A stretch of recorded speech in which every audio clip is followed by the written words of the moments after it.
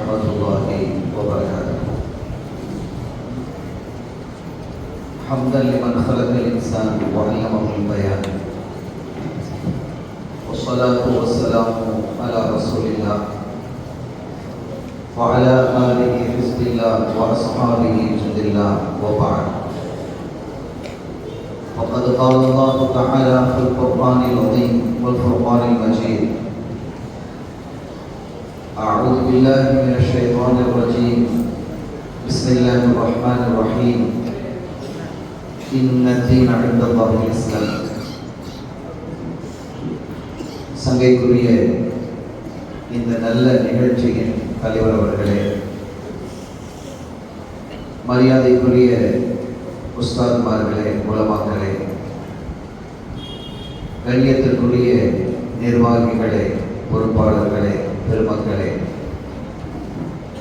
அருமை பெரியோர்களே, தாய்மார்களே, சகோதரிகளே, குறிப்பாக மாணவ செல்வங்களே, இந்த வருடம் சனது பெற இருக்கக்கூடிய அன்பு சகோதரர்களே, எல்லாம் வல்ல அல்லாஹ்வின் பேரருளும் நபிகள் நாயகம் ஸல்லல்லாஹு அலைஹி வஸல்லம் அவர்களது நல்லாசியும் நம் அத்தனை பேர் மீதும் நிலவுமாக. அல்லாஹும் அவரது ரசூலும் எந்தெந்த காரியங்களை எடுத்து நடக்க வேண்டும் என்று நமக்கு கட்டளையிட்டுள்ளார்களோ அவை அனைத்தையும் எடுத்து நடக்கவும், எவைகளை தவிர்த்து நடக்க வேண்டும் என்று உத்தரவு பிறப்பித்துள்ளார்களோ அவை அனைத்தையும் தவிர்த்து நடக்கவும் ஆரம்பமாக எனக்கும் உங்களுக்கும் நான் வசியத்தை செய்து கொள்கிறேன். அல்லாஹ் தௌஃபீக் செய்வானாக. சங்கையான பெருமக்களே, தமிழகத்தில் முஸ்லிம்கள் செறிவாக வாழக்கூடிய ஊர்களில் ஒன்றாகிய இந்த கூத்தாநல்லூரில் ஃபைசுல் பாக்கியார் அரபிக் கல்லூரியுடைய பட்டமளிப்பு விழாவில் கலந்து கொண்டு சனது வழங்கி உரை நிகழ்த்துவதற்கான பாக்கியம் கிடைத்ததை குறித்து வல்லவனாம் அல்லாஹ்விற்கு நெஞ்சம் நிறைந்த நன்றிகளை காணிக்கையாக்கி எனது வார்த்தைகளை தொடக்கம் செய்கிறேன். அல்ஹம்துலில்லாஹ், வஷ்குருல்லாஹ். இது அறிவுக்கான விழா, இல்மிற்கான விழா. இது இங்கே 2 ஆலிம்கள் சனது பெற்று தாவாவினுடைய பணியை துவங்குவதற்கு ஆயத்தமாகி இருக்கிறார்கள். உலமாக்கள் குறித்து அல்லாஹ் கூறக்கூடிய ஒரு சான்றை நீங்கள் பாருங்கள். பெரும்பாலான நபருக்கு இந்த வசனம் தெரிந்திருக்கக்கூடும். ஷஹிதல்லாஹு அன்னஹு லா இலாஹ இல்லா ஹுவ வல் மலாயிகத்து வ உலுல் இல்ம். வணக்கத்திற்குரியவன் அல்லாஹ் மட்டும்தான். இது இஸ்லாத்தினுடைய தாரக மந்திரம், இஸ்லாத்தினுடைய ஆணி வேர். இது இஸ்லாத்தினுடைய அடிப்படை ஃபண்டமெண்டல். அல்லாஹ்வை தவிர வேறு இறைவன் இல்லை. அவன் ஏகன் ஒருவன் மாத்திரம்தான். அவனுக்கு இணை இல்லை, துணை இல்லை என்பதெல்லாம் நாம் சிறுவயதிலிருந்தே கற்று நம்முடைய இரத்தத்தோடு ஊறியது, இரத்தத்தோடு கலந்த ஒன்று அது. அப்படித்தான் ஒரு மோமின் இருக்க வேண்டும். அவன் வெட்டுப்பட்டாலும் அவனுடைய உடலில் இருந்து வடியக்கூடிய ஒவ்வொரு சொட்டும் லா இலாஹ இல்லல்லாஹ் என்று சொல்ல வேண்டும். அதுதான் அடிப்படை. இதைத்தான் அல்லாஹ் விரும்புகிறார். இதை தவிர்த்து மனிதர்களுக்குள் ஏற்படக்கூடிய பிழைகள், தவறுகள், பிசகுதல்கள் இருக்குமையானால் அது எவ்வளவு பெரியதாக இருந்தாலும் அல்லாஹ் நாடினால் அவற்றை அவன் மன்னிக்கலாம். இறைவன் தனக்கு இணை வைப்பதை அல்லது இல்லை என்று சொல்லுவதை ஒருபோதும் அல்லாஹ் மன்னிப்பது இல்லை. லா யக்ஃபிரு அன் யுஷ்ரக பிஹி. அவனுக்கு இணை வைப்பதை ஒருபோதும் அல்லாஹ் மன்னிக்க மாட்டான் என்று அவனுடைய அருள்மறையாம் திருக்குர்ஆன் ஷரீஃபில் அல்லாஹ் தெளிவுபடுத்துகிறார். சங்கையான பெருமக்களே, இத்தகைய சிறப்பும் மகத்துவமும் மாண்பும் மிக்க இந்த கலிமா, இதை சொல்லுவதற்காக சாட்சியாக அல்லாஹ் மூவரை கொண்டு வருகிறார். ஷஹீத் அல்லாஹ், அந்த முதல் சாட்சி யார் தெரியுமா? அவனேதான். அல்லாஹ் சாட்சி சொல்லுகிறார், வணக்கத்திற்குரியவன் இறைவன் ஒருவன் மாத்திரமே, அது நான் தான் என்று குர்ஆன் பேசுகிறது. அந்த இரண்டாவது சாட்சியாக வல் மலாயிகா, மலக்குமார்களை குறிப்பிடும் அல்லாஹ். மூன்றாவது சாட்சியாக உலமாக்களை அல்லாஹ் குறிப்பிடுகிறார். எவ்வளவு பெரிய விஷயம் நீங்க பாருங்க. இது ஒரு சாதாரணமா எடுத்துட்டு போக முடியாது. இறைவன் மாத்திரமே இறைத்தன்மை உடையவன், வேறு யாருக்கும் அது இல்லை. சமயத்துல நம்ம பார்க்கிறோம், நம்ம தமிழ்நாட்டில இருக்கக்கூடிய அரசியல்கள்ல நிரந்தர முதல்வர் அப்படிலாம் போடுவாங்க. இதய தெய்வம் அப்படிலாம் ஆக முடியுமா? என்ன, இதெல்லாம் இறைவனுக்கு பிடிக்காத ஒன்று, அவன் எதிராக கருதக்கூடிய ஒன்று, இறைவனுக்கு எதிரானது. அதை உடைத்து இறைவன் மாத்திரமே அல்லாஹ், அவன்தான் இறைவன் ஒருவன் தான் என்ற அந்த தாரக மந்திரத்தை, கலிமத்து தௌஹீதை நிலைநிறுத்துவதற்கான மூன்று சாட்சிகளில் ஒன்றாக உலமாக்களை அல்லாஹ் உலுல் இல்மி என்று குறிப்பிடுகிறார். எனவே இது ஒரு பாரிய விஷயமாகவே அறிஞர்களுக்கு மத்தியில் பார்க்கப்பட்டு, சையதுனா இப்னு மஸ்ஊத் ரலியல்லாஹு தஆலா அவர்கள் சொல்லுவார்கள், நாளை மறுஉலகத்தில் ஆகிரத்தில் உலமாக்களுக்கு அல்லாஹ் வழங்கக்கூடிய சன்மானங்களை, அந்த கௌரவத்தை பார்த்து ஷுஹதாக்கள் சொல்லுவார்களாம், நானும் ஆலிமாக ஆகியிருக்க வேண்டுமே என்று. ஷுஹதாக்களினுடைய மரியாதை ஒருபோதும் குறைவானது அல்ல, அது மகத்தானது, கற்பனையில் அடங்காதது. ஒரு சின்ன தகவலை நான் இங்கே குறிப்பிடுகிறேன். ஒரு யுத்த களத்திற்கு கண்மணி நாயகம் ஸல்லல்லாஹு அலைஹி வஸல்லம் அவர்கள் தோழர்களோடு சென்று கொண்டிருக்கிறார்கள். ஒரு தோழர் மாத்திரம் தனியாக செல்லுகிறார். அவர் தனியா வர்றார். ஸல்லல்லாஹு அலைஹி வஸல்லம் கேட்டாங்க, அவர் ஏன் தனியா போறாரு, அவரை கூப்பிடுங்க. வந்தார். என்ன தோழர், நீங்க மட்டும் தனியா போய் கொஞ்சம் ஒதுங்கி போறீங்களே, என்ன அப்படின்னு கேட்கிறாங்க. அவங்க சொன்னாங்க, வேற ஒண்ணுமே இல்லை நாயகமே, நான் யுத்தத்துக்கு தான் வருவேன். குதிரைகள் ஒட்டகங்கள் நடந்து செல்லும் போது புழுதி கிளம்பி என்னுடைய ஆடைகளே படுகிறது. நான் புது ஆடை அணிந்திருக்கிறேன். இந்த புது ஆடை அணிஞ்சுட்டா அது மேல அழுக்கப்பட்டுவிடக்கூடாது, கசம் பட்டுவிடக்கூடாது, அது அசுத்தம் பட்டு விடக்கூடாது. நம்ம கண்ணு கருத்துமா இருக்கும், அது எல்லாருக்கும் உள்ளதுதான். அந்த புதிய ஆடையில் ஒரு காக்கை எச்சப்பட்டது என்று வைங்கள், எப்படி இருக்கும்? ரொம்ப சங்கடமா இருக்கும். எனவே அதை போன்ற ஒரு ஆசை அவர்களுக்கு இருந்தது. இந்த புழுதிகள் படக்கூடாது என்பதற்காக நான் சற்று விலகி செல்கிறேன் என்று சொன்ன போது கண்மணி நாயகத்தினுடைய அந்த பதிலின் கருத்து என்ன தெரியுமா? இது வெறும் புழுதி அல்ல, சுவனத்து மகரந்த பொடி என்றார்கள். அந்த புழுதியை சுவனத்து மகரந்த பொடி என்றால், அந்த யுத்தத்திலே கலந்து கொண்டால் எவ்வளவு பாக்கியம், அதிலே காயப்பட்டால் எவ்வளவு பாக்கியம், உயிரை இழந்தால் எவ்வளவு பாக்கியம். உயிரை இழந்த சுகதாக்கள் இடத்தில் அல்லாஹ் கேட்கிறான், உங்களுக்கு என்ன வேண்டும்? என்ன வேணும்னா அவங்களுக்கு என்ன கேட்கணும்னு தெரியல. நாங்க என்னத்தை கேட்கிறது? ஒரு வியாபாரத்துக்கு ஒருத்தன் போறான். ஒரு வியாபாரத்துக்கு ஒருத்தர் போறாரு. எப்படி இன்னைக்கு 10,000 ரூபாய் சம்பாதிக்கணும், இந்த வியாபாரத்துல நல்ல வியாபாரம், 10,000 ரூபாய் இன்னைக்கு சம்பாதிக்கணும் அப்படின்னு போறவருக்கு எதிர்பாராத விதமாக 10 கோடி ரூபாய் கிடைத்தால் எப்படி இருக்கும்? சில போது ஆட்டோட கூட வந்துடலாம், தாங்க முடியாது. 10 கோடி ரூபாய் கிடைத்தால் அவருடைய நிலை எப்படி இருக்கும்? அதையெல்லாம் தாண்டிய சிறப்பும் சந்தோஷமும் மகிழ்வும் மனநிறைவையும் அல்லாஹ் ஷுஹதாக்களுக்கு கொடுக்கிறார். அவர்கள் விரும்பிய இடங்களுக்கு பறந்து செல்வார்கள், சோகத்தினுடைய நீர்நிலைகளுக்கு, அரிசுக்கு கீழே தங்குவார்கள்.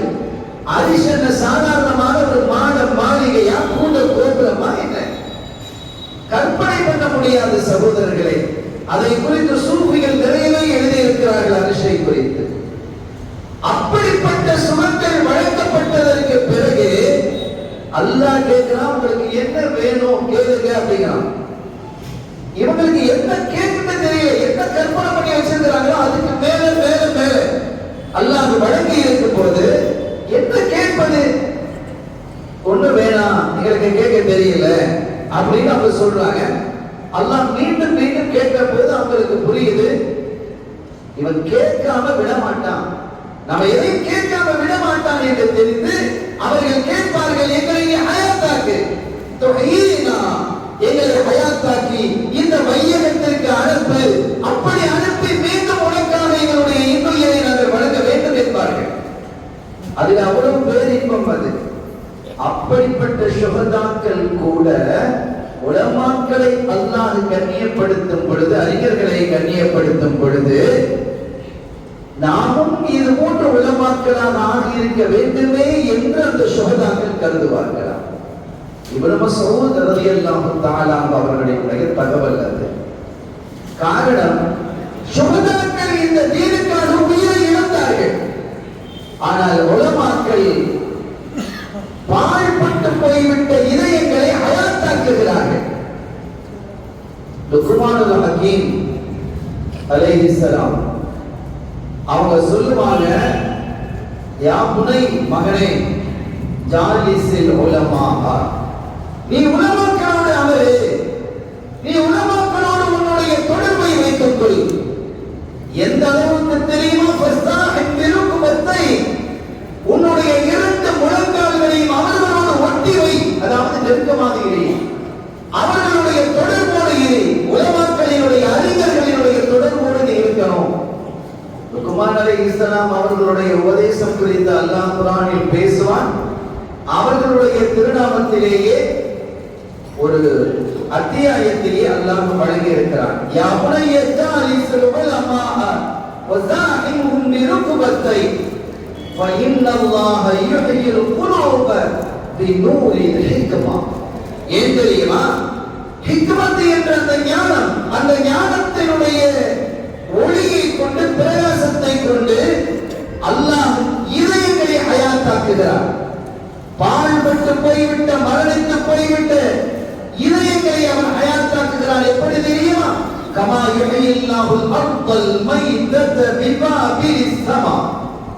வானத்தினுடைய மழை கொண்டு மரணித்து போய் கிடக்கக்கூடிய, காய்ந்து போய் கிடக்கக்கூடிய, செத்து போய் கிடக்கக்கூடிய இந்த பூமியை பசுமையாக்குவது போன்று, மழை துளி விழுந்ததும் காய்ந்துபட்ட அந்த நிலம் பசுமையாகுவது போன்று, உலமாக்களினுடைய போதனைகளால், உலமாக்களினுடைய வழிகாட்டுதலால் மரணித்து போய்விட்ட இதயங்களுக்கு உயிர் கிடைக்கிறது மகனே. எனவே ஒருபோதும் நீ உலமாக்களை, அறிஞர்களை புறக்கணித்து விடாதே, புறந்தள்ளி விடாதே, தூரமாக்கி விடாதே. அவர்களோடு உன்னுடைய தொடர்பை நீ நெருக்கமாக்கி வைத்துக் கொள்ள வேண்டும் என்று செய்தனா லுக்மானுல் ஹக்கீம் அலைஹிஸ்ஸலாம் அவர்கள் தன்னுடைய அன்பு மகனுக்கு சொன்ன செய்தி வரலாற்றில் பதிவாகி இருக்கிறது. கண்ணியத்திற்குரிய பெருமக்களே, நீங்க எந்த துறையாக இருந்தாலும் இஸ்லாமை இந்த ஷரியத்தை பாருங்க, ஒரு அழகான ஒரு ஷரியத். உலகத்தில் நீங்கள் வேறு எந்த ஒரு மதத்தையும், நம்ம எதையும் குறை சொல்லல, ஆனால் எந்த மதத்திலையும் இப்படி ஒரு ஷரியா, ஒரு சட்டத்திட்டம், ஒரு ஒழுங்குமுறை, ஒரு டிசிப்ளின், நடைமுறை என்பது எங்கும் இல்லை. நாம் கேட்கிறோம், பாத்ரூம் செல்வதாக இருந்தால் இப்படி ஒரு பிரார்த்தனையை நீ செய். அல்லாஹும்ம இன்னி அஊது பிக மினல் குபுதி வல் கபாயித் என்று சொல்லி இடது காலை முன்வைத்து அடுத்த வலது காலை வைத்து செல். வெளியே வரும் பொழுது வலது காலை வைத்து இடது காலை வைத்து குஃப்ரானக அல்ஹம்துலில்லாஹி இந்த துஆக்கெல்லாம் ஓத சொல்லியிருக்கிறார். இப்படி ஒரு பிரார்த்தனை இப்படி சொல்லணும். பாத்ரூம் போகும்போது இந்த காலை வைக்கணும், வீட்டுக்குள்ள போகும்போது இந்த காலை வைக்கணும், பள்ளிக்குள்ள போகும்போது வலது காலை வைக்கணும், இந்த பிரார்த்தனையை ஓத வேண்டும் என்று உலகத்தில் இருக்கக்கூடிய எந்த சமயத்தை நீங்கள் எடுத்துக்கொண்டாலும் அப்படி ஒரு வரையறை இருக்கிறதா என்றால் 100க்கு 100 இல்லை என்பதை தெளிவாக சொல்ல முடியும். அப்படி ஒரு அழகான ஒரு ஷரியாது உடல் ஆரோக்கியத்தை துஆக்களின் மூலமாகவும் தவா மருந்துகளின் மூலமாகவும் செம்மைப்படுத்த முடியும் என்று சொல்லித் தரக்கூடிய அற்புத மார்க்கம் இது.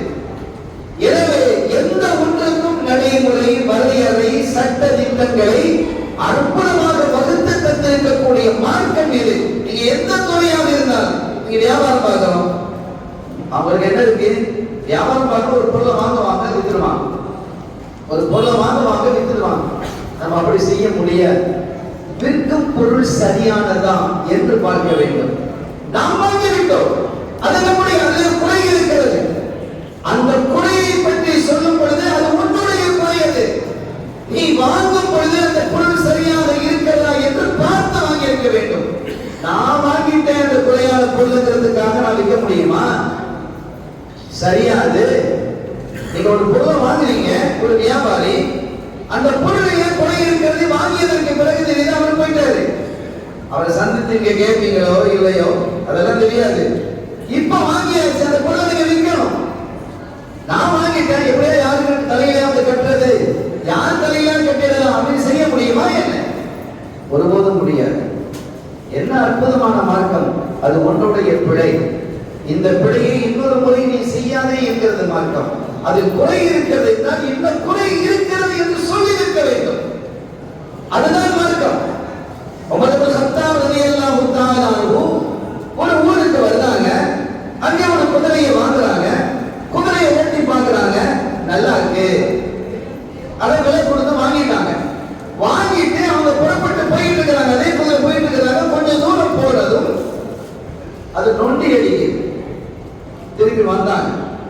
வந்து அந்த நபர் இடத்துல, வியாபாரி இடத்துல சொல்றாங்க, உன் குதிரை நொண்டி அடிக்குது, எனக்கு இந்த குதிரை வேணாம்.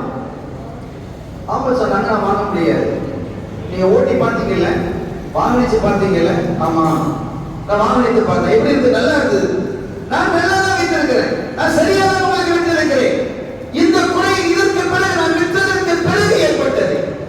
நான் விற்கும் போது அந்த குறை இருந்ததா? நீங்கள் வாங்கிக்கும் பொழுது, ஓட்டி பார்க்கும் போது, பரிசோதிக்கும் போது அந்த குறை இருந்ததா? இல்லை. அப்படியானால் இதை நான் திருப்பி எடுக்க முடியாது. நான் திருப்பி எடுப்பதாக இருந்தால் நான் உங்களுக்கு எப்படி விற்றேனோ அப்படித்தான் இருக்கேன். இவங்களுக்கு கோபம் வருது. என்னப்பா இது, நான் வாங்கி 4 நாள் ஆச்சா, 1 நாள் ஆச்சா, நான் வாங்கிட்டு கொஞ்சம் தூரத்தில் நான் போயிருக்கிறேன், அதெல்லாம் முடியாது. யாரிடம் செல்வது? அந்த ஊரிலே ஒரு மனிதன் இருக்கிறார். அவர் சஹாபி கிடையாது, ஒரு தாபி. அவங்ககிட்ட போனா அப்படின்னு ஒரு முடிவுக்கு வர்றாங்க. அங்க போன போது அவங்க கேட்கிறாங்க, அமீர் மோமினி, நீங்கள் குதிரையை பரிசோதித்தீர்களா? ஆம். வாகனித்தீர்களா? ஆம். நன்றாக இருந்ததா? ஆம். அப்படியானால் அது சரியாகத்தான் இருந்திருக்கிறது. நீங்கள் வாங்கும் பொழுது அந்த பொருள் சரியாக இருந்தது. உங்கள் உபயோகத்தில் அது பிழை ஏற்பட்டிருக்கிறது. எனவே ஒன்று, இந்த குதிரை நீங்கள் கொடுப்பதாக இருந்தால் வாங்கிய மாதிரி கொடுக்க வேண்டும். இல்லையெனில் அந்த குதிரையோடு நீங்கள் செல்ல வேண்டும். ஒரு ஜனாதிபதி கூட அவங்க பார்க்கலையே, ஒரு ஜனாதிபதி பார்க்கல. உடனடியாக என்ன செஞ்சாங்க? அவங்க கேட்டாங்க, அல்லாஹ்வுக்கு ஷுக்ர் செய்கிறேன். கூபாவிலே தலைமை காணி இல்லாமல் நகர் காணியாக இருக்கிறது நீதிமன்றம். அதிலே ஒரு நல்ல நீதிபதியை தர வேண்டும் என்று நான் அல்லாஹ்விடத்தில் பிரார்த்தித்துக் கொண்டிருந்தேன். உடனே புறப்படுங்கள், நீங்கள் தான் நீதிபதி. யாருக்கு நீதியை வழங்குறாங்க? நீதிபதி பொறுப்பை வழங்குறாங்க தனக்கு எதிராக தீர்ப்பு வழங்கியவருக்கு. இது மார்க்கம். இந்த சட்ட திட்டங்களை ஷரியா தெளிவாக சொல்லித் தருகிறது. இன்னொன்றை நான் உங்களுக்கு சொல்லவா? இதே காதி ஷுரை ரலியல்லாஹு தஆலா அவங்க காதியா இருக்கிறாங்க. உமர் ரலியல்லாஹு தஆலா நியமிச்சவங்க. உஸ்மான் ரலியல்லாஹு தஆலா இருந்தாங்க. அலி ரலியல்லாஹு காலத்துல இருந்தாங்க. அலி ரலியல்லாஹு தஆலா காதியா இருக்கிறாங்க. அலி ரலியல்லாஹு காலத்திலும் ஷுரை ரலியல்லாஹு காதியா இருக்கிறாங்க. ஒரு கட்டத்தில் சந்தைக்கு போனாங்க சையதுனா அலி நாயகம் ரலியல்லாஹு தஆலா. அங்க ஒருத்தன் கேடை கவசம் அதை வச்சு எதிரிட்டு இருக்கான். அது அவங்க கவசம். ஜமல் யுத்தத்தின் போது தன்னுடைய கவசம் தன்னை விட்டு தவறிவிட்டது என்பதை உணர்கிறார்கள். தான் தவறவிட்ட அந்த கவசத்தை இவன் எதிரிட்டு இருக்கான். உடனே போய் சொன்னாங்க, முஸ்லிம் இல்லை, இது என்னுடையதப்பா, எனக்கு எப்போது நீ விற்கிற? அது அவங்களுக்கு ரொம்ப கொஞ்சம் பிரியமானது கூட. சில பொருள் சிலருக்கு பிரியமா இருக்குமா இல்லையா? பெருசா விலை இல்லைனாலும் கூட சில பொருள் முக்கியமான யாராவது தந்திருப்பாங்க. ஒரு சாலிஹீன்களுடைய கையில் நம்ம பெற்றிருப்போம். அந்த மாதிரி இருந்திருக்கலாம். இது என்னுடைய பொருள், என்னுடைய பொருள், நீ எப்படி விற்பாய்? அதெல்லாம் முடியாது, என்னுடைய பொருள். அவங்க சொன்னாங்க, இந்த நாள், இந்த இரவு, இந்த பகுதியிலே நான் குறைத்தேன்.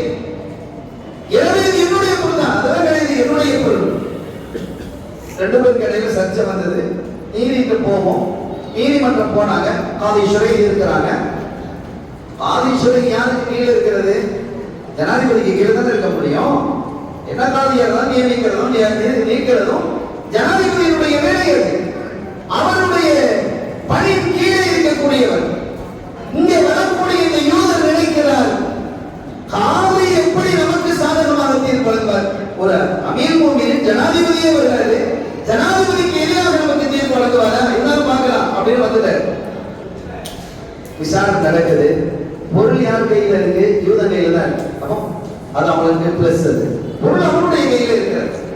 அப்ப இங்க கேட்கிறாங்க, அமீர் முஃமினீன் இந்த பொருள் உங்களுடையது என்பதற்கு 2 சாட்சிகளை நீங்க கொண்டு வர வேண்டும். சாட்சிகள் இருக்கிறதா? ஆமாம், சாட்சிகள் இருக்கிறது. சொல்லுங்கள். ஒன்று என்னுடைய பணியாளர் கம்பர், இன்னொன்று என்னுடைய அருமை மகனார் ஹசன். 2 சாட்சி இருக்கு. ஷுரைப் சொல்றாங்க, பாருங்க, உங்கள் மகனார் ஹசன் ரலியல்லாஹு தஆலா அவருடைய சாட்சி ஏற்றுக்கொள்ளப்பட மாட்டார். எப்படி இருக்கும்? ஹசன் ரலியல்லாஹு யாரு? சையது ஷுப்பாய் அஹ்லில் ஜன்னah, சுவனவாதிகளுடைய இளைஞர்களுடைய லீடர் என்று கண்மணி முஹம்மது ரசூலுல்லாஹி ஸல்லல்லாஹு அலைஹி வஸல்லம் அவர்களால் வாழ்த்து பெற்றவர்கள், கண்மணி நாயகத்தினுடைய மடி தவிழ்ந்தவர்கள், தோளில் சுமக்கப்பட்டவர்கள். தன்னுடைய ஒரு கட்டத்திலே ஹசன் ரலியல்லாஹு தஆலா அவர்கள் தாகமாக இருக்கிறார்கள், வீட்டில் தண்ணீர் இல்லை என்று அன்னைய திலகம் சையதத்துனா ஃபாத்திமா ஸஹராவின் பத்தூர் ரலியல்லாஹு தஆலா அவர்கள் சொன்னபோது தன்னுடைய நாக்கை நீட்டி சுவைக்க கொடுத்து தாகத்தை தீர்க்கப்பட்டவர்கள். எவ்வளவு பெரிய பாக்கியம்! அடிநாயகம் கேட்கிறாங்க, என் பிள்ளை ஹசனுடைய தீர்ப்பு சாட்சியை நீங்க ஏற்றுக்கொள்ள மாட்டீங்களா? என் பிள்ளையை பற்றி ரசூல் என்ன சொல்லி இருக்கிறாங்க? இளைஞர்களுடைய சுவன லீடர் என்று சொல்லி இருக்கிறார்களே. காதி சொன்னாங்க, அமீர் முஃமினீன் உங்களுடைய பிள்ளையை நான் தலைக்கு மேல் மதிக்கிறேன். அது அஹ்லுல் பைத். உங்க பிள்ளை அஹ்லுல் பைத் பிள்ளை, கண்மணி நாயகத்தினுடைய மடி தவிழ்ந்த பிள்ளை. நான் மதிக்கிறேன், நான் கண்ணியப்படுத்துகிறேன். அதே கண்மணி நாயகம் ஸல்லல்லாஹு அலைஹி வஸல்லம் அவர்கள் தான் சொன்னார்கள், ஒரு தந்தைக்கு மகனுடைய சாட்சியோ, ஒரு மகனுக்கு தந்தையுடைய சாட்சியோ செல்லுபடியாகாது. ஒரு ஆச்சரியம் பாருங்க. அலிரதி அல்லாஹ் கையை வைக்கிறாங்க, வேற சாட்சியங்கள் இல்லை என்று சொன்ன போது இந்த கவசம் யூதனுக்கு உரியது என்று கையில ஒப்படைக்கிறார். உலகத்தில் அப்படி நீதியை பார்க்க முடியுமா? நீதிமன்றங்கள் எப்படி இருக்கிறது? நீதிமன்றங்களாக மாறி போய் எத்தனை காலங்களாகிவிட்டது? எவ்வளவு அசிங்கமான நீதி! மக்களினுடைய கடைசி நம்பிக்கை நீதிமன்றங்கள். இந்த நாட்டினுடைய நீதிமன்றங்கள் எல்லாம் எப்படி இருக்கிறது? நான் அரசியல் பேசுகிறேன் என்று நினைத்தால் பரவாயில்லை, அரசியல் தான். நாம் அஞ்சியவர்கள் அல்ல. அந்த பாரம்பரியத்தில் ரத்தத்தில் வந்தவர்கள் அல்ல உலமாக்கள். அருமையான பெருமக்களே, எவ்வளவு அற்புதமான நீதி அது! என்ன ஆச்சரியமான நீதி! நீதி குறித்து நீதிக்கே பாடம் நடத்தக்கூடிய வரலாறுகள் இஸ்லாமியத்தில் உண்டு. இப்படிப்பட்ட சட்ட திட்டங்கள், நுணுக்கங்கள், வரையறைகள் ஷரியத்தில் மாத்திரமே உண்டு. எந்த துறையை நீங்கள் எடுத்துக்கொண்டாலும் அதற்கென்று ஒரு சட்டம் இருக்கிறது. தொழுகைக்கு போனீங்களா, இது ஷர்த்து, இது ஃபர்து, இது சுன்னத்து இருக்கா இல்லையா? அது தெரிஞ்சிருக்கணும். தொலைப்பாளர்களுக்கு அது தெரியும். ஒது செய்வதற்கு இது தெரியும். இப்படித்தான் ஒது செய்யணும். முகத்தை கழுவணும், கையை கழுவணும், காலை கழுவணும், தெரியுமா இல்லையா? முதல் கைக்கு போயிட்டா இப்படி ஒது போடுமா? எனவே எந்த துறையாக இருந்தாலும் அந்த துறைக்கு என்று ஒரு சட்டம் இருக்கிறது. வியாபாரமா, நிக்காஹா, அதற்கு வழி தேவை, அதற்கான சாட்சிகள் தேவை. அங்கே சொல்லப்படக்கூடிய ஈஜாப் கபலினுடைய வார்த்தைகள் எப்படி இருக்க வேண்டும் என்ற வரையறை தேவை. இவைகளெல்லாம் நமக்கு சொல்லித் தருவது இந்த அற்புதமான மார்க்கம். இந்த மார்க்கத்தை கற்கக்கூடியவர்களுக்கு அல்லாஹ் கொடுக்கக்கூடிய மகத்துவம், மேன்மை இருக்கிறதே, அது அளவிட முடியாது. அது ஸல்லல்லாஹு அலைஹி வஸல்லம் வாயாலே நீங்க கேளுங்க, என்ன சொல்றாங்க? ஃபதுலுல் ஆலிமி அலல் ஆபிதி. பல ரிவாயத்துகள் இருக்கு, பல செய்திகள் சொல்றாங்க. லைலத்துல் கமர், லைலத்துல் பத்ர், அந்த 14ஆம் இரவிலே மிளிரக்கூடிய, ஒளி உமிழக்கூடிய சந்திரனும் பிற சின்ன சின்ன அந்த குட்டி நட்சத்திரங்கள் எல்லாம் ஆபீதுகள் என்றால் சந்திரன் ஒரு ஆலிம் என்பது போன்ற கருத்துக்களை சொல்லி வந்த கண்மணி ஸல்லல்லாஹு அலைஹி வஸல்லம் அவர்கள் நிகரில்லாத ஒரு செய்தியை சொல்லுகிறார்கள். நானும் இந்த சமூகமும் எப்படி இருக்கிறோமோ அப்படி இருக்கிறார்கள். கொஞ்சம் புரியுதா உங்களுக்கு? உலமாக்களினுடைய மரியாதை என்ன தெரியுமா? அவர்களுடைய கண்ணியமும் பதவும் சிறப்பும் எப்படி தெரியுமா? நானும் இந்த உம்மத்தின் மாதிரி இருக்கிறார்கள். இந்த உம்மத்திலே இருக்கக்கூடிய சாதாரண மனிதர்கள் ஆபீதுகள் என்றால் நான் ஒரு ஆலிம் என்னை போன்றவர் என்று குறிப்பிடும் அளவிற்கு வள்ளலம் கண்மணி ஸல்லல்லாஹு அலைஹி வஸல்லம் அவர்கள் இந்த உலமாக்கள் ரப்பானி, இந்த ரப்பானியான உலமாக்களை கண்மணி நாயகம் முஹம்மது ரசூலுல்லாஹி ஸல்லல்லாஹு அலைஹி வஸல்லம் அவர்கள் உயர்த்தினார்கள். ஒரு ஷேக், ஒரு சூஃபி பள்ளியில் அமர்ந்திருக்கிறாங்க. ஒருத்தர் தொழுதுகிட்டு இருக்கிறார். ஒரு வரலாற்று செய்தி. ஒருத்தர் தொழுதுகிட்டு இருக்கிறார். கொஞ்சம் அதுக்கு பக்கத்திலே ஒருத்தர் தூங்கிட்டு இருக்கிறார். ஒருத்தர் தொழுதுகிட்டு இருக்கிறார். செய்தான் வரலாம். அந்த தொழக்கூடிய நபரினுடைய கல்வியில உஸ்வாசத்தை போடுறது.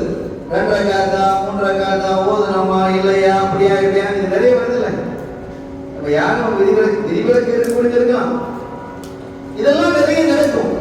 இமாமுக்கே செஞ்சது சில சமயங்கள்ல 3 ஆயிடுது 3 நாள் ஆயிடுது 4 3 ஆயிடுது. இதெல்லாம் இயல்பு. இது அவனுடைய வேலை. அவன் வேலை அவன் கரெக்டா செஞ்சுட்டு இருக்கிறான். அப்படி செய்வதற்காக உள்ளே வருகிறான் அந்த ஆபிதை அல்லது வணக்கசாலியை குழப்புவதற்காக இப்லீஸ் உள்ள வர்றதை அந்த ஷேக் பார்க்கிறாங்க. சூஃபி பார்க்கிறான். ஆனா தயங்கி நிற்கிறான். இவங்களுக்கு அவன் இப்லீஸ் புரியுது.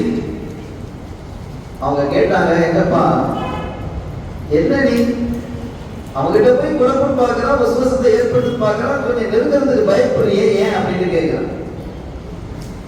நான் அவனை நெருங்க பயப்படல, அந்த தூங்கிட்டு இருக்கிறான் அவன் பார்த்து பயப்படுறேன் அப்படிங்கிறான். தொழுபவனை கண்டு அவன் பயப்படவில்லை. அவன் ஆபீத். தூங்கிக்கிட்டு இருக்கிறவன் ஆலிம். அவன் தொழுகையில் பசாது ஏற்பட்டால், குழப்பம் ஏற்பட்டால் இவன் சீர் வைத்து விடுவான். இவன் ஒழுங்கு பண்ணி கொடுப்பான். இவனை கண்டு நான் அஞ்சுகிறேன் என்கிறான் இப்லீஸ். ஆக இப்லீஸை நடுங்கக்கூடிய அளவிற்கு ஒரு மனிதர் இந்த வையகத்திலே உள்ளார் என்றால் அது உலமாக்கள் என்பதை நாம் புரிந்து கொள்ள வேண்டும். இந்த இல்மு இல்லைன்னா என்ன ஆகும்? ஒரு காலகட்டத்தில் இந்த இல்மு இந்திராஸ் ஆகிடும், இல்லாம போயிடும். எப்படி என்று கேட்கப்பட்டது. உலமாக்கள் மௌத்தாகுவது கொண்டு இல்மு போய்விடும். உலமாக்கள் மரணிப்பது கொண்டு இந்த இல்மு போய்விடும் என்கிறார்கள். அப்படி போய்விட்டால், இந்த இல்மு இல்லாமல் ஆகிவிட்டால் என்ன நடக்கும் தெரியுமா? ஜுஹால்கள், மடையர்கள், அவர்கள் தங்களுக்கு தெரிந்தவாறு என்னென்ன மனசு நடக்குதோ அதெல்லாம் பக்கம் கொடுப்பான். இப்பவும் கொடுக்குறான். ஒண்ணு விளங்குங்க, நம்ம சமுதாயத்தில் இருக்கக்கூடிய ஒரு பின்னடைவு என்ன தெரியுமா? எல்லாரும் சட்டம் பேசுறது. அது கூடாது, அது கூடும், இது ஹலாமே, இது ஹலாலே. நீ என்னப்பா சட்டம் பேசுறே? சட்டம் பேசுவது உலமாக்களாக இருக்கணும். ஒரு விஷயத்தை திருத்தவர்களை நாம் பாராட்ட முடியும். அவர்களிடத்துல போய் ஒரு பிரச்சனையை கேட்டால் நீ பாதுகிடம் கேள் என்றுதான் சொல்லுவான். அவன் சொல்ல மாட்டான். அந்த நடைமுறை அவர்களிடத்தில் இருக்கிறது, அந்த ஒழுக்கம் அவர்களிடத்தில் இருக்கிறது. ஆனால் இந்த சமூகத்தில் மாத்திரம்தான் ஒரு நல்ல தெரிஞ்ச ஒரு விஷயம் வைங்க, அதுல பிரச்சனைகளை சொல்றத பத்தி நுணுக்கமான விஷயத்துக்கு பதில் சொல்றானே. உலமாக்களே கிதாபுகளை பார்த்து சொல்ல வேண்டும் என்று எண்ணக்கூடியவர்களுக்கும் கூட இவன் சாதாரண அவான் நாச பதில் சொல்லுகிறான் என்றால் இது ஒரு நல்ல நாகரீகமானது அல்ல, ஆரோக்கியமானது அல்ல. நாளைக்கு நான் இப்படி சொல்றதுனால மற்றவங்க வருத்தப்படுத்த கூடாது. உங்களை நான் பாதுகாக்கிறேன், அல்லாஹ் தான் நீங்க பதில் சொல்லணும். இப்படி பதில் சொன்னியப்பா, நீ எந்த அடிப்படையில் சொன்னான்னு கேட்டா நீங்க பதில் சொல்லுவீங்களா? அந்த கேள்வி விட்டு உங்களை பாதுகாப்பதற்காக சொல்லப்படக்கூடிய உரை இது. உலமாக்களினுடைய சேவையும் அவர்கள் ஆட்சி இருக்கக்கூடிய பங்களிப்பு இருக்கிறதே ஆச்சரியமாக. நான் உங்களுக்கு ஒரு தகவலை குறிப்பிடுகிறேன். கேரளாவில் ஒரு பள்ளிவாசல், அந்த பள்ளிவாசல் சுத்தி வர காம்பவுண்ட் இருக்கு, அதுல செடி கொடி எல்லாம் இருக்கு. நிறைய இடம், அது பள்ளிவாசல் காம்பவுண்ட் நிறைய இடம் இருக்குது. அந்த காம்பவுண்டுக்கு அடுத்தாப்புல ஒரு முஸ்லிம் ஒரு சகோதரருடைய வீடு இருக்கு. அவருக்கு ஒரு சின்ன தோட்டம். அதிலே அவர் ஒரு மரத்தை வெட்டி அந்த மரம் வளர்ந்து விழுது விட்டு ஆலமரம் மாதிரி, அந்த ஃபேமிலி ஆலமரம் மாதிரி அந்த விழுது விட்டு பள்ளிவாசலினுடைய நிலத்திலே அது வந்து விழுந்து விட்டு விழுந்து மரங்களாக அது வளருது. பல வருஷங்களா வளர்ந்துட்டு இருக்கு. அதுக்கு பிறகு அது விழுந்து விட்டு பள்ளிவாசல் பூரா அந்த நிலம் பூரா பெரிய மரம் தோட்டமாயிடுச்சு. எக்கச்சக்கமான மரங்கள். அந்த மரங்கள் கதவு செய்வதற்கு, ஜன்னல் செய்வதற்கு ஒரு ஒழுங்கான தேவையான மரம் தான் அது. அதற்கு தகுதியான மரம் அது. அப்படிப்பட்ட மரங்கள் நிறைய வளர்ந்துட்டு ஒரு கட்டத்தில் நம்ம இதை வெட்டலாமே, வெட்டு பள்ளிக்காக நம்ம உபயோகிக்கலாமே, அதனுடைய காசை பள்ளிக்கு செலவழிக்கலாமே, சும்மா தானே வளர்ந்து கிடக்குது அப்படின்னு அதை வெட்ட போகும்போது இந்த வீட்டினுடைய சொந்தக்காரன் மறுப்பு தெரிவிக்கிறார். இதை நீங்க தொடக்கூடாது, இது ஏன் மரம், இதெல்லாம் ஏன் மரம் அப்படிங்கிறான். ஒன்பதமா வீட்டுக்குள்ள இருக்கப்பா, உன் தோட்டத்துக்குள்ள இருக்கு, இது எப்படி உன்னுடைய மரம்? பள்ளிக்குள்ள என் மரத்திலே தான் இது வந்தது, அதனால என்னுடைய மரம். என் மரம் போட்ட குட்டி தான் அது. அது உண்மைதான், ஓனத்திலே போட்டிருக்கு. இது பள்ளிக்குள்ள வேணும், பள்ளியுடைய மரம். பெரிய பிரச்சனை ஆயிடுச்சு. நிர்வாகிகளுக்கு என்ன சொல்லணும்னு தெரியல. பள்ளியினுடைய இமாம் இடத்துல கேட்கிறாங்க, என்ன ஹுக்கும்? யார் பதில் சொல்றது? யாருடையது இது? அப்ப அந்த இமாம் தெரிவிச்சுட்டாங்க. இமாம் விவரமான ஆளு. இந்த ஹுக்குக்கு அவங்களால பதில் சொல்ல முடியல. அவங்க சொன்னாங்க, சரி நான் என்னுடைய உஸ்தாத்கிட்ட கேட்டு வர்றேன். பக்கத்துல அவங்க ஊருக்கு போறாங்க. அவங்க பெரிய மனுஷன். அவங்க எங்கேயோ போறதுக்கு கார்ல ஏறிக்கிட்டு இருக்கிறாங்க. அவங்கள்ட்ட போய் என்ன செய்யறாங்க கேட்கிறாங்க. அவங்கள்ட்ட போய் இந்த செய்தியை சொல்லி இப்படி அவங்க சொன்னாங்க, அந்த முகனி இருக்கா, முகனில் மகதாஜி கிதாப் இருக்கான்னு கேட்கிறாங்க. ஆமா இருக்கு. அதுல போய் சியானுடைய பாடத்தை பாரு அப்படின்னு சொல்லி அனுப்பிட்டாங்க. வந்து பார்த்தா சுப்ஹானல்லாஹ், இதுக்காக வேண்டிய எழுதப்படி முகனி எப்போது எழுதப்பட்டது, நடக்கக்கூடிய நிகழ்வு என்ன, 1000 ஆண்டுகளுக்கு பிறகு நடப்பதாக இருந்தாலும் 500 ஆண்டுகளுக்கு பிறகு ஏற்படக்கூடிய ஒரு பிரச்சனையாக இருந்தால், டெஸ்ட் டியூப் பேபியாக இருந்தால் இந்த ஷரியத்து பதில் சொல்லும். எதிர்ப்பிலே இது சரி என்று அங்கே போய் பார்த்த போது முகனி பேசுகிறது, பதில் சொல்லுகிறது. ஒருவனுடைய தோட்டத்தில் இருந்து ஒரு மரம் வளர்ந்து இன்னொருடைய தோட்டத்திலே விழுந்து அப்படியே இருக்கு. அதே மாதிரி அங்கே மரங்கள் வளர்மையானால் இரண்டாவது நபருடைய தோட்டத்தில் வளர்ந்த மரங்கள் அத்துணையும் முதல் மனிதனுக்கு சொந்தமானது. பள்ளி வீட்டுக்கு சொந்தம் இல்லைங்குது, முதல் நபருக்கே சொந்தமானது. ஆனால் ஆனால் அந்த இடத்திற்கான வாடகையை முதல் நபர் தர வேண்டும். என்ன ஒரு ஆச்சரியம் பாருங்க. இந்த மாதிரி சட்ட விளக்கங்கள் எந்த சமயம் சொன்ன மதங்களை நான் சொல்றேன், அப்படி மாற்ற முடியுமா?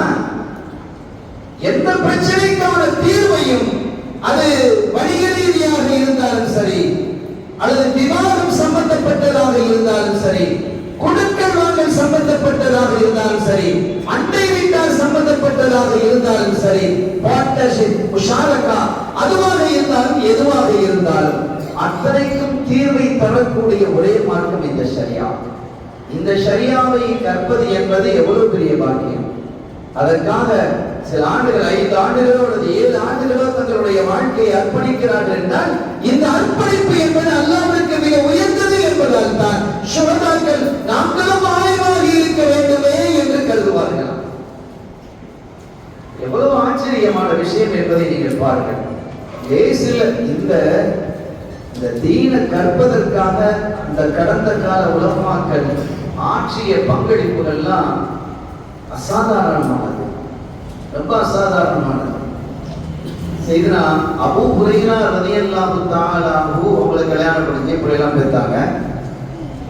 தன்னுடைய மகளை யாருக்கு கல்யாணம் பண்ணி வச்சாங்க தெரியுமா? சயீத் இப்னுல் முஸையப் ரலியல்லாஹு தஆலா. சயீத் இப்னுல் முஸையப் ஒரு அற்புதமான பேரறிஞர். அவங்கள பத்தி சொல்றதா இருந்தா அதுக்கு தனி ஒரு நேரம் வேணும். அவ்வளவு பெரிய வரலாற்றுக்கு, அறிவுக்கு, ஆற்றலுக்கு சொந்தக்காரர். அவருடைய சயீத் இப்னுல் முஸையப் ரலியல்லாஹு தஆலா அவர்களுடைய மகளை, அவங்க மகளை அவருடைய ரலியல்லாஹுடைய பேத்தி. யாரு பொண்ணு கேட்கிறா? மன்னர் கேட்கிறார் தன்னுடைய மகனுக்கு. மருமகன் கேட்கிறார் தன்னுடைய பிள்ளைக்கு, தன்னுடைய மகனுக்கு தாங்க. சயீத் இப்னுல் முஸையப் மறுத்துட்டாங்க. மறுத்துட்டு மனைவியை இழந்த அபூ பதா என்று சொல்லக்கூடிய ஒரு விதவைக்கு கொடுக்கிறார். காரணம் எய்ம் அவரிடத்தில் இருக்கிறது என்பதற்காக. யோசித்து பார்க்கிறோம். அபூ உஸ்மான் ரலியல்லாஹு தஆலா அன்ஹு அவர் ஒரு முஹத்திஸ். அவங்களுக்கு ஒரு ஹதீஸ் கிடைக்குது. இந்த ஹதீஸை பார்த்து அவங்க கொஞ்சம் அதிர்ச்சி அடைஞ்சிட்டாங்க. கொஞ்சம் இல்ல, ரொம்பவே அதிர்ச்சி அடைகிறாங்க. சரி, அபூ ஹுரைரா ரலியல்லாஹு தஆலா அன்ஹு அவர்கள் அறிவிக்கக்கூடிய ஒரு ஹதீஸ் அது. இன்னல்லாஹ அஸ்ஸ வ ஜல்ல யுஅதி அப்தஹுல் முஃமின பில் ஹஸனத்தில் வாஹிதத்தி அல்ஃபி ஹஸனத்தின். ஒரு மோமின் அல்லாஹ்வினுடைய நல்லடியார் ஒரு நல்ல காரியத்தை செய்தால் அதுக்கு 10 நன்மை. அப்படிலாம் இருக்கு. மஞ்சா பில் ஹஸனத்தி ஃபலஹு அஷ்ரு அம்சாலிஹா அப்படின்னு இருக்கு. இழப்பும் இருக்கு. அதுக்கு பல இழப்புகளும் தருவாங்க, மடங்காக தருவாங்க ஆயாத்துக்கள் இருக்கு. அதே மாதிரி ஒரு நற்காரியத்திற்கு 700 நன்மைகள் கிடைக்கும் என்பது போன்ற ஹதீஸில் இருக்கிறது. ஆனா இந்த ஹதீஸ் ரொம்ப வித்தியாசப்பட்டு அளவுக்கு அதிகமான நன்மைகளை வழங்குகிறது. அல்ஃபி ஹஸனத்தின் 10 லட்சம் நன்மைகள். ஒரு நல்ல காரியத்துக்கு 10 லட்சமா? இது கொஞ்சம் ஓவரா தெரியல. அபூ உஸ்மான் யோசிக்கிறாங்க, இப்படி அபூ ஹுரைரா சொல்லி இருப்பாங்களா? ஸல்லல்லாஹு அலைஹி வஸல்லம் அவர்கள் அப்படி அறிவிச்சிருப்பாங்களா? அல்லாஹ் 10ன்னு சொல்றான், தேய்ஃபுன்னு குறிப்பிடுறான், யுபாத் பன்மடங்காக ஆக்கப்படும் சொல்றான். 10 20 வைங்க, 20 30 வைங்க, 30 100 வைங்க, 100 200 வைங்க, 1000 வைங்க. லட்சத்தை தாண்டி 10 லட்சம் அல்லவா? இது அங்கீகரிப்பதற்கு கடினமாக இருக்கிறது. இப்படி ரசூல் ஸல்லல்லாஹு சொல்லி இருப்பாங்களா? சரி, அபூ ஹுரைரா ரலியல்லாஹு அன்ஹு இப்படி ஒரு ஹதீஸ் அறிவிச்சிருப்பாங்களா? யாரோ இட்டு கட்டி விட்டுட்டாங்களா, தூக்கி போட்டுட்டாங்களா அப்படிங்கிற மாதிரி ஒரு எண்ணம் வந்து அபூ உஸ்மான் ரலியல்லாஹு அன்ஹு சொல்றாங்க, அபூ ஹுரைரா ரலியல்லாஹு அன்ஹு அவர்களை சந்திக்கணும். அவங்க இருக்கிற காலம் இவர் தாவி அபூ உஸ்மான் எப்படி அவர்களை சந்திக்கிறோம்? எப்படி சந்திக்கிறது? அவங்க எங்க இருக்கிறாங்க தெரியாது, எந்த ஊர்ல இருக்காங்கன்னு தெரியாது. ஏன்னா சஹாபிகள்லாம் அந்த தீனை சுமந்து கொண்டு, இல்மை சுமந்து கொண்டு அவர்கள் பயணப்பட்ட அந்த பயணங்கள் ரிஹலத்துகள் இருக்கிறது, ஆச்சரியமாக இருக்கும், ரொம்ப ஆச்சரியமாக இருக்கும். மதீனா ஷரீஃப்ல இருந்து ஒரு சஹாபி வராங்க. எனக்கு பேர்கள் ஞாபகம் இல்லை, குறிப்புகள் இருக்கு. மதீனா ஷரீஃப்ல இருந்து சிரியாவுக்கு, ஷாமுக்கு ஒரு சஹாபி வர்றாங்க. அங்க ஒரு சஹாபி இருக்கிறாங்க. அவங்கள வந்து சந்திக்கிறாங்க. நீண்ட செய்தி நான் சொல்றேன். சந்தித்த போது அவங்க கேட்கிறாங்க, நீங்க இருக்கிற சூழ்நிலை மதீனால இருந்து வர்றீங்க? ஆமாங்க, நான் வர்றேன். எதுக்கு? இந்த ஒரு ஹதீஸை சொல்வதற்கு பல சஹாபிகள் நம்ம கேட்டிருக்கிறோம். ரசூல் ஸல்லல்லாஹு அலைஹி வஸல்லம் இந்த ஹதீஸ் இல்லை, நான் என்ன அல்ஃபா 10 லட்சம் அதல்ல, அதை அப்படியே பாஸ் பண்ணி வச்சிருக்கிறேன்.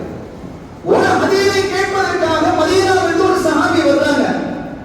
வந்தவர் சொல்றாங்க, இந்த ஹதீஸை கேட்டவர்களில் இன்று உயிரோடு இருக்கக்கூடியவர்கள் நானும் நீங்கள் தான். அதெல்லாம் சஹாபிகள் போய் சேர்ந்துட்டாங்க. அதை உறுதிப்படுத்துவதற்காக நீங்களும் அதை கேட்டீங்க தானே என்று உறுதிப்படுத்துவதற்காக நான் இங்கே வந்தேன் என்று சொன்ன பொழுது அந்த ஹதீஸை சொல்லுங்க அப்படின்னு இந்த சிரியாவில் இருக்கக்கூடிய அந்த சஹாபி சொல்ல, அவங்களும் சொல்ல, ஆமா இப்படி கண்மணி நாயகம் ஸல்லல்லாஹு அலைஹி வஸல்லம் அவர்கள் சொல்வதற்கு நான் சமயத்து நிவுதுனாய என்னுடைய 2 காதுகளாலும் நான் கேட்டேன் என்று சொன்ன உடனே அல்ஹம்துலில்லாஹ் புறப்பட்டாங்க. வந்தவங்க திரும்பி போறாங்க. எங்க போறீங்க? மதீனாக்கு. இந்த ஒரு செய்திக்காக இவ்வளவு பெரிய பிரயாணம். இந்த ஒன்றை உறுதிப்படுத்துவதற்காக நான் கேட்டதை கேட்ட அந்த ஹதீஸை கேட்ட ஒரே ஒரு சஹாபி மாத்திரமே உயிரோடு இருக்கிறார் ஷாமிலே என்று தெரிந்து, ஷாமில் நான் கூட்டாளரோட சொல்ல முடியுமா? ஷாம் எங்க இருக்கு? சிரியாங்க இருக்கிறது, மதீனா ஷரீஃப் எங்க இருக்கிறது? எவ்வளவு தூரம்? அன்றைய காலத்திலே பயண வாகனங்கள் எப்படி இருக்கும்? அவ்வளவு சிரமத்துக்கு மத்தியில் வந்து இந்த தீனை பாதுகாப்பதற்காக இந்த ஹதீஸ்கள் அடுத்த சந்ததிகளுக்கு போய் சேர வேண்டும், சரியாக ஒழுங்காக முறையாக போய் சேர வேண்டும் என்பதற்காகவே எவ்வளவு பயணப்பட்டு வந்திருக்கிறார்கள் என்றால் எவ்வளவு பெரிய ஆச்சரியமானது. அப்ப அந்த சிரியாவில் இருக்கக்கூடிய சாபி கேட்கிறாங்க, இதை கேட்டுட்டு போறதுக்காக இவ்வளவு தூரம்? ஆமா, வேற தேவை இல்லையா? வேற ஏதாவது பிசினஸ் பண்ணிட்டு போலாமே? இல்ல, அதுக்காக நான் வரல. உங்களுடைய நட்பு வட்டாரங்கள் இருப்பாங்களே, அவங்கள பார்க்கறதுக்காக நான் வரல. உங்களுடைய உறவுகள் இருக்கலாமே, ஆமா இருக்கிறாங்க, அவங்கள பார்க்கறதுக்கு நான் வரல. யார் வந்த நோக்கம் எதுவோ அதுவை அல்லாஹ் முழுமையாக அங்கீகரிக்க வேண்டும். அதுல என்னோட கொண்டு நான் நுழைக்க விரும்பலைன்னாங்க. இந்த தீனை எப்படி பாதுகாத்து நம்ம கையில கொண்டு தந்திருக்கிறாங்க. இந்த தீனை நாம எப்படி சுமக்கிறோம், நாம் எப்படி சுமக்கிறோம்? அருமையான பெருமக்களே, நான் இன்னொரு முறை இந்த மதரசாவிற்கு வரும் பொழுது இந்த மதரசாவில் இந்த ஊர் மாணவர்கள் நிரம்பி இருக்க வேண்டும். இன்ஷா அல்லாஹ் பெரும்பாக்கியமா இருக்கும். நீங்க அப்படி செய்து பாருங்கள். 4 பிள்ளைகளா உங்களுக்கு, 3 பிள்ளை, ஒரு பிள்ளை டாக்டர் ஆகுங்க, ஒரு பிள்ளை இன்ஜினியர் ஆகுங்க, ஒரு பிள்ளை சாஃப்ட்வேர் இன்ஜினியர், ஒரு பிள்ளை ஆகுங்க. அந்த உறுதியை வைங்க. ஏன் அந்த தியாகம் நம்ம இடத்துல வரல? எவ்வளவு பெரிய தியாகம்! அபூ உஸ்மான் ரலியல்லாஹு தஆலா அவங்க சொல்றாங்க, அபூ ஹுரைரா அல்ஃபி ஹஸனத்தின் 10 லட்சம் நன்மைகள் ரசூல் சொல்றதாக சொல்லியிருக்கிறாங்களே. அப்படி சொல்லியிருப்பாங்களா? இது ஒண்ணுக்கு 10 லட்சங்கிறது ரொம்ப கூட இல்ல, ரொம்ப ஓவரா தெரியுது இல்ல? அவங்க அப்படி சொல்லியிருப்பாங்க, நம்பிக்கை வரல. அபூ உஸ்மான் அபூ ஹுரைராவை சந்திக்கணும் ரலியல்லாஹு தஆலா. எங்க இருக்கிறாங்க தெரியாது. ஆனால் அன்றைய சஹாபிகள் எல்லா காலத்திலும் ஹஜ்ஜுக்கு வருவாங்க. ஹஜ்ஜுக்கு வந்து மக்களுக்கு தங்களுடைய இல்மை எடுத்து கொடுப்பாங்க. அப்பதான் மக்களை எல்லாரும் சந்திக்கக்கூடிய ஒரு அளவு. எனவே அங்கே வந்து இந்த இல்மை அவர்களுக்கு ஒப்படைக்க வேண்டும். கண்மணி நாயகத்திடமிருந்து பெற்ற அந்த இல்மை, கல்வியை சமூகத்தில் கையளிப்பதற்கு சரியான ஒரு இடமாக ஹஜ்ஜை கருதினார்கள் சஹாபிகள். எப்படி ஹஜ்ஜுக்கு வருவாங்க என்று அபூ உஸ்மான் சொல்றாங்க, நான் ஹஜ்ஜுக்கு ஏற்கனவே போயிருக்கிறேன். இப்ப போனது என்னுடைய ஹஜ்ஜுக்காக நான் போனாலும் என்னுடைய நோக்கம் ஹஜ்ஜுக்காக அல்ல, இந்த ஒரு ஹதீஸை பற்றி தெரிவதற்காக. எவ்வளவு பெரிய தியானம் நீங்க பாருங்க. இந்த பாடத்தை எப்படி இருக்கும், எவ்வளவு பெரிய ஹஜ்ஜுக்கு எவ்வளவு பெரிய பாடத்து, அதை விட்டு ஒரு ஹதீஸுக்கு அப்படி நினைக்க கூடாது. அவங்க ஹஜ்ஜுடைய பாக்கியம் கிடைக்கிறது, ஹஜ்ஜை ஏற்கனவே செய்திருக்கிறார்கள். ஆனால் இந்த ஹதீஸினுடைய உண்மை தன்மை இந்த சமூகத்தில் 1000 லட்சம் கோடி மக்களுக்கு போய் சேரும் பொழுது அது பரிசுத்தமாக இருக்க வேண்டும் என்ற உயர் நோக்கில் அவர்கள் புறப்பட்டு வந்தார்கள். வந்து அபூ ஹுரைரா ரலியல்லாஹு தஆலா அவர்களை சந்திக்கிறாங்க. சந்திச்சாங்க, ஹஜ்ஜுக்கு வந்துட்டாங்க. வந்து சொன்னாங்க, யா சாஹிப ரசூலில்லாஹ், கண்மணி நாயகத்தினுடைய திருத்தோழர் அவர்களே, நீங்கள் இப்படி ஒரு ஹதீஸ் சொன்னதாக அறிவித்ததாக சமயத்து நான் கேட்டேன். அது சரியா பிழையா அப்படி நீங்க அறிவிச்சீங்களா அப்படின்னு கேட்ட பொழுது, நான் அப்படி சொல்லல. நான் அப்படி நீங்க சொல்லுங்க. அந்த ஹதீஸை சொல்லி காட்டுறாங்க. இன்னல்லாஹ அஸ்ஸ வ ஜல்ல யுஅதி அப்தஹுல் முஃமின பில் ஹஸனத்தில் வாஹிதத்தி அல்ஃபி ஹஸனத்தி. நான் அப்படி சொல்லல. ஆனா இதே மாதிரி ஒரு ஹதீஸை சொல்லி இருக்கிறேன், இப்படி நான் சொல்லல. பாத்தீங்களா, நம்ம நினைச்சது சரியாயிடுச்சு. நம்ம அப்படிதான் நினைக்கிறோம், நம்ம நினைச்சது சரியாயிடுச்சு. அபூ உஸ்மான் நினைக்கிறாங்க, நாம் நினைத்தது சரி. அபூ ஹுரைரா இப்படி சொல்லி இருக்க மாட்டார்கள், ஸல்லல்லாஹு அலைஹி வஸல்லம் அவர்கள் இப்படி சொல்லி இருக்க மாட்டார்கள் என்று அவங்க தீர்மானிக்கிறாங்க. அப்படி நினைக்கிறாங்க, மனசு நினைக்குது. அதை உறுதிப்படுத்துவதற்காக வந்தோம், நாம் நினைத்தது சரியாகி விட்டது. அபூ ஹுரைரா சொன்னாங்க, நான் இப்படி சொல்லல. இன்னல்லாஹ அஸ்ஸ வ ஜல்ல யுஅதி அப்தஹுல் முஃமின பில் ஹஸனத்தில் வாஹிதி. அவனுடைய உண்மையான ஒரு முஃமினுக்கு அவன் செய்யக்கூடிய நற்காரியத்திற்கு அல்லாஹ் வழங்குகிறான் அல்ஃபி ஹஸனத்தின் 20 லட்சம் என்று சொன்னேன்றான். கைகாலம் ஆடி போச்சு. அபூ உஸ்மான், 10க்கே நம்ம ஆடி போய் வந்தோம். நான் இப்படி சொல்லல. கண்மணி நாயகம் ஸல்லல்லாஹு அலைஹி வஸல்லம் அவர்கள் இப்படி சொல்லவில்லை. அல்ஃபி என்று சொல்லவில்லை. அல்ஃபை ஒரு யா போயிருக்கு, அவ்வளவுதான். ஒரு யா போயிருக்கு. அல்ஃபி ஹஸனத்தின் 20 லட்சம் என்று கண்மணி நாயகம் சொன்னார்கள். அப்படியே ஆடிட்டான். அருமையான பெருமக்களே, இங்கே சொல்ல வந்த தகவல் என்னன்னா, இந்த ஒரு ஹதீஸினுடைய உண்மை தன்மையை தெரிவதற்காக ஒரு நீண்ட பிரயாணம். எவ்வளவு செலவு ஹஜ் பண்ணலேசா?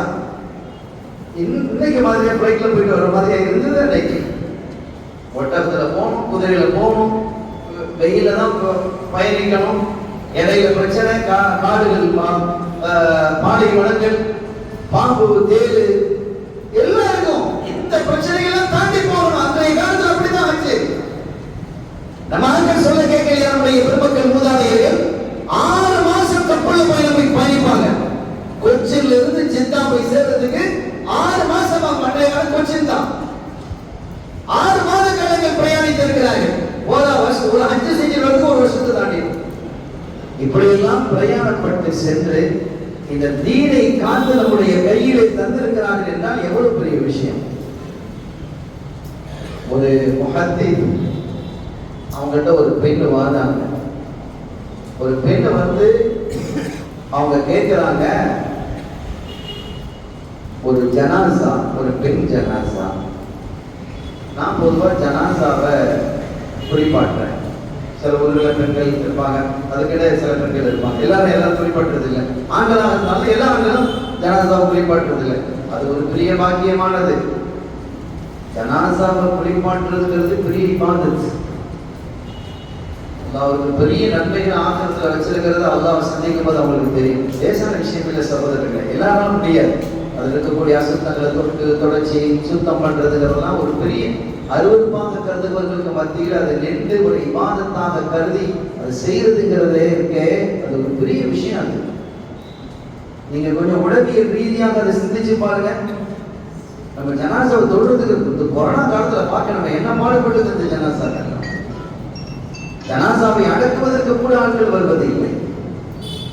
அந்த வீட்டுக்கு பக்கமா கூட இருக்கிறது இல்லைங்கிற மாதிரி சூழல் ஏற்பட்டது. ஆனால் மற்ற சமயங்களை விட முஸ்லிம்கள் அதில் கொஞ்சம் கேட்டதலாக இருந்தார்கள் என்பதும் அது கண்மணி நாயகத்தினுடைய அந்த போதனைகளில் கொஞ்சமாவது நம்மிட ஒட்டி இருக்கிறது என்பதனுடைய அடையாளம்.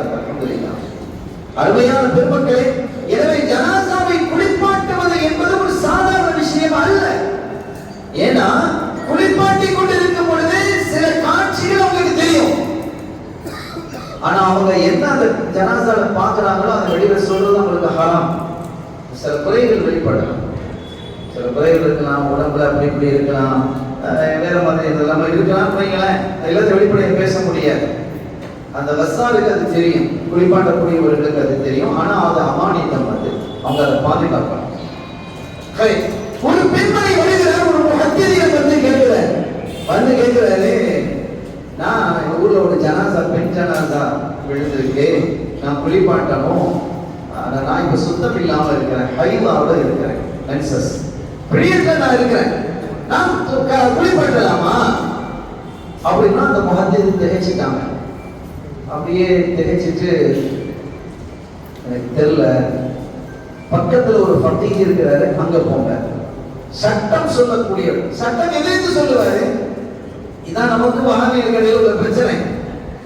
சட்டம் எதிர்த்து சொல்லுவது, குர்ஆனில் இருந்து தான் சட்டம் சொல்ல வேண்டும், ஹதீஸில் இருந்து தான் சட்டம் சொல்ல வேண்டும். இதுதான் அடிப்படை உசூல். அதை மாற்றுறது கிடையாது. ஆனால் அந்த முஹத்திஸால் சொல்ல முடியவில்லை. நீங்க ஃபகீஹிடம் போங்கங்கறாங்க, நீங்க ஃபகீஹிடம் போங்கங்கறாங்க. இப்ப ஹதீஸ் உள்ளவரையே சொல்லல, தெரியலங்கறாங்க. சட்டம் சொல்வது ஃபுகஹாக்கள் தான். இமாம் புகாரி ரஹ்மத்துல்லாஹி அலைஹி எவ்வளவு பெரிய மேதை. முஹத்திஸ்ல அவங்களுக்கு நிகழ்நிலை வேற யாரும் இல்லைன்னு எல்லா உலமாக்கள் இத்தஃபக்கல் உலமாவும் அலா அன்ன கிதாப ஸஹீஹ் இமாம் முஹம்மது இப்னு இஸ்மாயில் புகாரி அஸ்ஸஹீஹ் குதுபி பஅத கிதாபில்லாஹில் பாரி. அத்துணை பெருமக்கள் இமாம்கள் வங்கியிருக்கிறாங்க. குர்ஆனுக்கு அடுத்தபடியாக தஹ்த திஸ்ஸமா, இந்த வானத்திற்கு கீழே இருக்கக்கூடிய கிரந்தங்களில் நம்பர் 1 குர்ஆனுக்கு அடுத்தபடியாக புகாரி. அந்த புகாரி இமாமே இமாம் ஷாஃபியை தான் பின்பற்றினாங்க. என்ன ஆச்சரியம்! அந்த புகாரி இமாமே ஒரு முகல்லித் தான். அவர் இமாம் ஷாஃபி ரஹ்மத்துல்லாஹி அலைஹி பின்பற்றினவங்க. அருமையான பெருமக்களே, இப்போ இந்த முஹத்திஸ் சொன்னாங்க, நீங்க போய் என்ன செய்யுங்க, அவங்கள்ட்ட கேளுங்க, அந்த ஃபகீஹ்கிட்ட போய் கேளுங்க அப்படின்ற உடனே அந்த பெண் அங்க வந்தாங்க. இந்த மாதிரி இப்படி இருந்தது, நான் குளிப்பாட்டலாமா அப்படின்னா, தாராளமா குளிப்பாட்டலாம் அப்படின்ட்டு அவங்களுக்கு அது போதும். இப்பதானே அதுக்கு என்ன ஆதாரம், நம்ம எல்லாத்துக்கும் ஆதாரம் சொல்ல வேண்டியிருக்கு. அவ்வளவு பேருக்கு அவன் ஆதாரம் கேட்கலாம். அந்த பெண் ஆதாரம் கேட்கல, அவங்க சொன்னா சரியா இருக்கும். அப்படி நம்பிக்கைக்குரியவர்களாக உலமாக்கள் இருந்தார்கள். அப்படி உலமாக்கள் இருக்க வேண்டும் என்று எனக்கும் இங்க இருக்கக்கூடிய எல்லா உலமாக்களுக்கும் சொல்றேன். மக்களினுடைய நம்பிக்கைக்கு பாத்திரமானவர்களாக இருக்கணும், நம்ப தகுந்தவர்களாக, நம்பிக்கைக்குரியவர்களாக, நம்முடைய ஐசத்தை பேணக்கூடியவர்களாக நாம் இருக்க வேண்டும். இமாம் ஆலம் அபூ ஹனீஃபா ரஹ்மத்துல்லாஹி அலைஹி அவர்களிடத்து மாமூத் போன்றவர்கள் எல்லாம், நீங்கள் வாருங்கள் பொறுப்புகளை தருகிறோம், நீதிபதி பொறுப்பை ஏற்றுக்கொள்ளுங்கள் என்று சொன்னபோது உதவி தள்ளிட்டாங்க. ஏன்? அவங்க பக்கத்துல வச்சுக்கிடுவாங்க. அன்றைய காலத்தில் அரசர்கள் சரி, இன்னைக்கும் சரி, நம்ம பக்கத்துல வச்சுக்கிட்டா தனக்கு எதிராக அவன் பேச மாட்டார் அப்படிங்கிறது. அத்தகைய நம்பிக்கை மிகுந்தவர்களாக அந்த பெருமக்கள் இருந்தார்கள். அந்த நம்பிக்கையை பாதுகாக்கக்கூடியவர்களாக நாம் இருக்க வேண்டும் என்று இந்த நேரத்தில் நான் சொல்லுவேன். அருமையான பெருமக்களே, அப்ப அந்த பெண்மணி அவங்க கேட்டாங்க, தாராளமா குளிப்பாட்டலாம், நீங்க தாராளமா குளிப்பாட்டலாம், பிரச்சனை இல்லைங்க, ஹைலா இருந்தாலும் பரவாயில்ல, போக குளிப்பாட்டுங்கன்னு சொல்லி அனுப்பிட்டாங்க. அந்த பெண்கிட்ட ஏற்கனவே இந்த முஹத்தீஸ், இந்த ஹதீஸ் அறிவிப்பாளர் சொல்லியிருந்தாங்க, அவங்க என்ன பதில் சொல்றாங்கிறத எங்கிட்ட சொல்லிட்டு போங்க. வந்த நேரம் வந்தாங்க, அவங்க குளிப்பாட்டலாம்னு சொல்லிட்டாங்க. அப்படியா, எதை வச்சு சொன்னாங்கன்னா அவங்க கேட்கல, அவங்களுக்கு தெரியும். சரி நீங்க போங்க. இவங்க எழுப்பி அங்க போனாங்க. நீங்க அந்த பெண் வந்து ஹைலாக இருக்கிறாங்க, ஒரு ஜனாசாவை குளிப்பாட்டலாமான்னு கேட்டு எங்கிட்ட வந்தாங்க. நான் தான் உங்ககிட்ட அனுப்புனேன். நீங்க குளிப்பாட்டலாம்னு சொன்னீங்களாம எப்படி? அவங்க சொன்னாங்க, நீங்க அறிவிச்ச ஹதீஸை வச்சுதான் அப்படின்னா.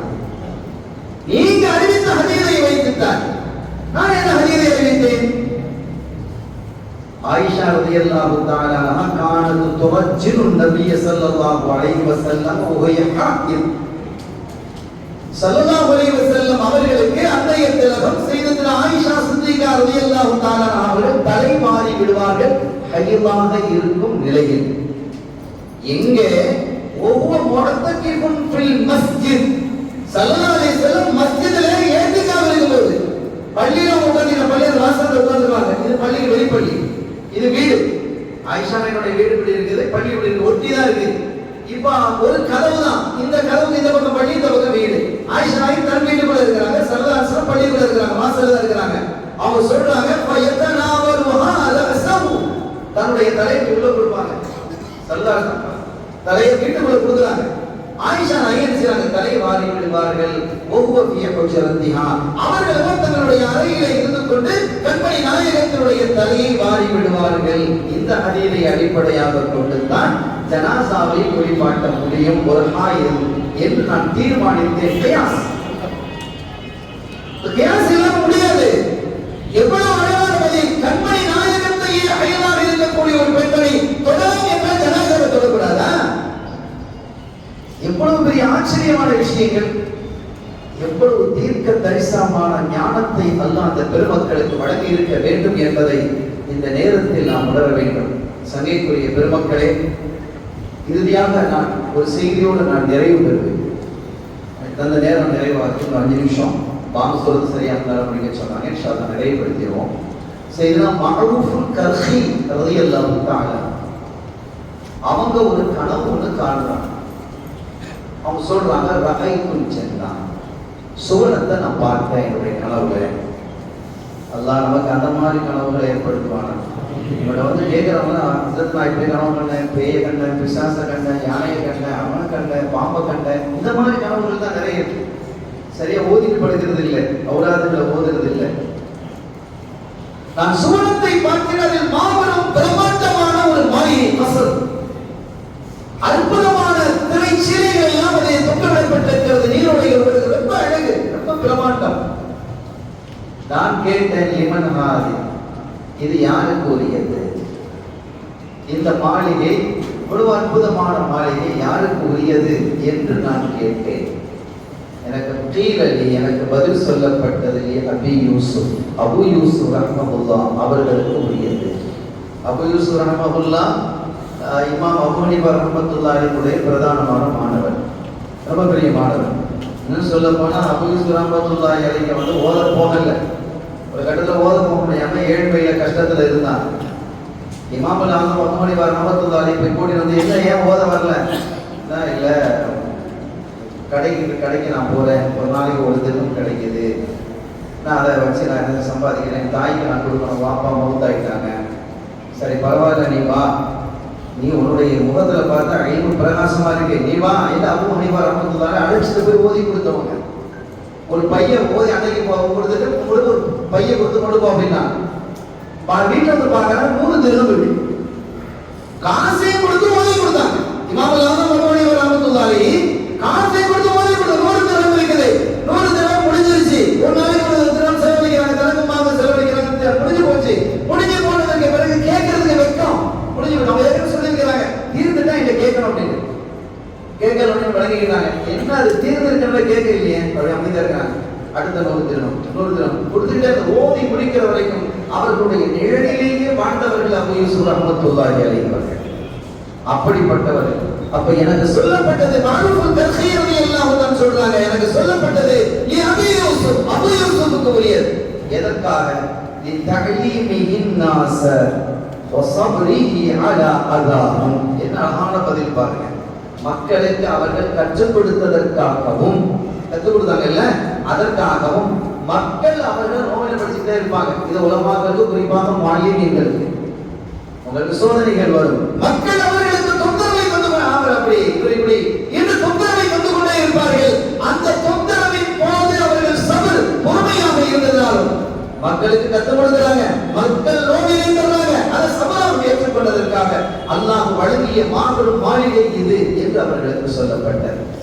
எனவே கற்பது மாத்திரமல்ல, கற்றுக் கொடுக்கணும். அதன் மூலமாக கிடைக்கக்கூடிய பாக்கியம் என்பது அபரிமிதமானது, அளவிட முடியாது, கற்பனைக்கு அப்பாற்பட்டது. எனவே அத்தகைய ஒரு மாபெரும் பாக்கியத்தை இந்த அருமையான பிள்ளைகள் பெற வேண்டும். அல்லாஹ் தௌஃபீக் செய்வானாக, இந்த மஜ்லிஸை கபூல் செய்வானாக.